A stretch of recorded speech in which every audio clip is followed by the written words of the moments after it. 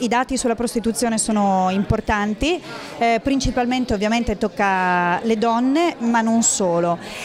Abbiamo dei dati che riguardano anche ragazzi, minori. Un fenomeno, quello della prostituzione, che non conosce crisi sulle strade di Marca e che si sta adeguando ai tempi e ai nuovi flussi migratori, allargandosi ai minori, profughi in particolare. A confermarlo è anche Gloria Tessarolo, assessore comunale alle politiche sociali di Treviso, che accanto a Caser è il comune trevigiano che fa parte del progetto Nave, acronimo che sta per Network Antitratta per il Veneto. Le statistiche in genere spalancano degli interrogativi importanti, soprattutto sui minori non accompagnati.